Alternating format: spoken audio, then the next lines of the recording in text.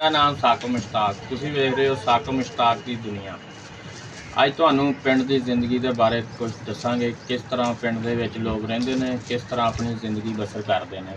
ਪਿੰਡ ਦੇ ਲੋਕ ਅਕਸਰ ਸੁਬਾਹ ਉੱਠਦੇ ਨੇ, ਇਬਾਦਤ ਕਰਦੇ ਨੇ, ਫਿਰ ਆਪਣੇ ਆਪਣੇ ਕੰਮਾਂ ਕਾਰਾਂ 'ਤੇ ਨਿਕਲ ਜਾਂਦੇ ਨੇ। ਜਦਕਿ ਸ਼ਹਿਰਾਂ ਦੇ ਵਿੱਚ ਲੋਕ ਉੱਠਦੇ ਜ਼ਰੂਰ ਆ, ਨਮਾਜ਼ ਇਬਾਦਤ ਕਰਦੇ ਆ, ਫਿਰ ਸੌ ਜਾਂਦੇ ਨੇ। 9-10 ਵਜੇ 12 ਵਜੇ ਕਈ ਉੱਠਦੇ ਨੇ। ਲੇਕਿਨ ਪਿੰਡ ਦੀ ਜਿਹੜੀ ਜ਼ਿੰਦਗੀ ਇਸ ਤੋਂ ਥੋੜ੍ਹੀ ਜਿਹੀ ਮੁਖਤਲਿਫ ਹੈ। ਸੁਬਾਹ ਹਰ ਬੰਦਾ ਆਪਣੇ ਆਪਣੇ ਕੰਮ ਨੂੰ, ਰੋਜ਼ੀ ਰੋਟੀ ਨੂੰ, ਜ਼ਿਆਦਾਤਰ ਪਿੰਡਾਂ ਦੇ ਵਿੱਚ ਜ਼ਿਮੀਂਦਾਰਾਂ ਹੀ ਹੁੰਦਾ ਹੈ ਅਤੇ ਜ਼ਿਮੀਂਦਾਰ ਨਿਕਲ ਜਾਂਦੇ ਆ। ਅਤੇ ਇਸ ਤੋਂ ਬਾਅਦ ਤੁਹਾਨੂੰ ਅੱਜ ਪਿੰਡ ਦੇ ਕੁਝ ਲੋਕਾਂ ਨਾਲ ਵੀ ਮਿਲਾਵਾਂਗੇ ਅਤੇ ਪਿੰਡ ਦਾ ਥੋੜ੍ਹਾ ਜਿਹਾ ਮਾਹੌਲ ਵੀ ਵਿਖਾਵਾਂਗੇ।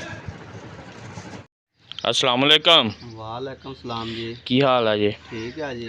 किवें गपशप लग रही है? गपशप मार रहे हैं जी, दोस्त बैठे दो। अच्छा सुबह ही सुबह जी। ਇਹ ਤੁਹਾਡੇ ਹੱਥ 'ਚ ਕੀ ਹੈ? ਇਹ ਟੋਕੇ ਨੇ ਜੀ। ਇਹ ਕੀ ਕਰੀਦੇ ਆ? ਇਹਨਾਂ ਨੇ ਪੱਠੇ ਕੁਤਰੀ ਦੇ ਨੇ।